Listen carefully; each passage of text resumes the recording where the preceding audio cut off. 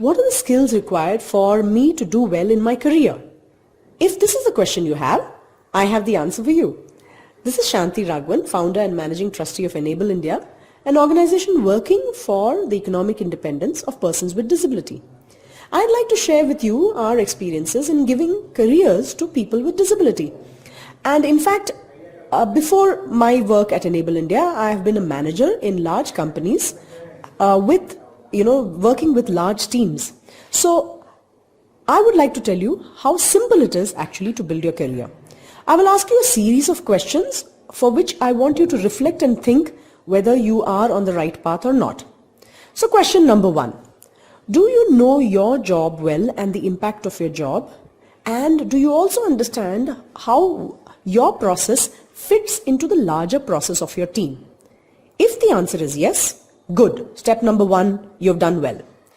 Step number 2 is, do you understand how your team's work is with respect to the work being done at your business unit or at the company level? That means, do you understand the flow of work or the different processes that exist within your company, the different verticals as they call it? These are very company specific words. Do you understand the different departments and what they do and how important their work is? Do you understand some of the different products that are being made, things of that nature? If the answer is yes, then great. You are one step closer in building your career. Step number 3 would be, do you understand the larger domain your company is working in? So if you are in the sector of manufacturing, or if you're in the sector of financial services, or whichever the domain that your company is working in, do you understand the larger picture and the domain in which your company is working? If the answer is yes, then again, full marks, and let's now see really the steps to take to build a career. Why did I ask you these three questions is, this is a basis, this is a foundation without which you cannot even talk of any skills to build your career. Because you're working in a company, and if you don't understand really what your company is doing, what jobs are available, you will not even know what next steps to take. Now, the next thing I would say is, before I tell you what skills you have to practice, the best thing you can do is, you must be having an internal system where the postings will come of different jobs. Take a look every time at the different jobs. Try and understand what are the kind of skills required, what competencies are required, what is the, understand the job roles better. And that will also give you much needed exposure on, what are the diverse roles available in your company and how you can have a career growth. Now, I'm purposely currently discussing a career growth within your company. It could be that you're looking for a career growth outside, but the same skills will hold good. You may be just looking at Naukri.com versus your internal company website for looking at different jobs. Now, how do we actually build ourselves for our career? First and foremost, whatever job you're doing, you need to understand what are the different career paths available, right? So for example, if you are a graphic designer, the next job may not be a programmer job, right? There would be a certain, a certain path that is available. And so you need to understand that career path and have a goal. Yes, I'd like to become a marketing and communications expert, or, things of that nature. You need to understand that and then work towards it. For example, are you taking small courses? It could just be e-learning courses within your company, so that you can actually develop the specific skills required for that career. Many people I've seen go and do open courses, online courses. Nowadays, there are online courses available, and some go and take a degree. It could be, in open universities. So these are the next steps we need to take, from especially either a degree, a diploma, or a certificate course perspective, because at least that gives some credibility when you apply for the next role or job, for the next role or job within your company or within some other company. Now, what are the generic skills required for, when you want to step up in your career? When you're doing a job, you're just sitting in your desk doing something, talking to some people, interacting with your team, etc. When you want to actually grow in your job, There are two ways you can grow in your job. First way to grow in the job, and this is very important, a lot of people do not understand this, growing in your job is not only by becoming a team leader or a manager. The best growth is when you get a breadth, learn the breadth of jobs. That means you could be within your same team, maybe you're doing process A, and then within the team you move and learn process B and then process C.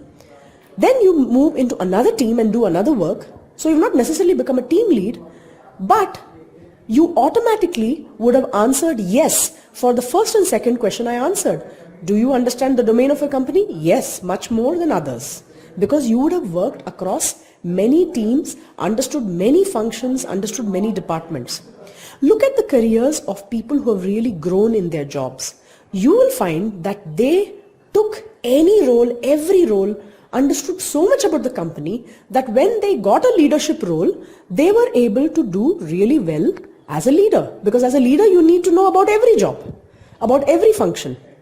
So you can understand that, in fact, the best way first to grow in your career is to learn across different jobs. So it's not about first becoming a team leader immediately or a manager. Okay, if you have done that enough, even for doing this and for becoming a team leader or any other thing in your career, the real skills that are required are, one, very, very important, is the skill to take on more work, the skill to take on anything that is given, to stretch, taking on, as they call it in companies, stretch goals. You do your normal work or you take on a stretch goal. Sometimes there are projects which nobody is taking and you may just say, I will take this extra work, I will do this. There may not be any extra rewards for it, no extra money for it, but that will help you even from a career growth point of view, because you will gain more skills in the process. You will get recognition in terms of visibility perhaps, and also about you would also get so much knowledge while doing that, that it will help you in your career growth.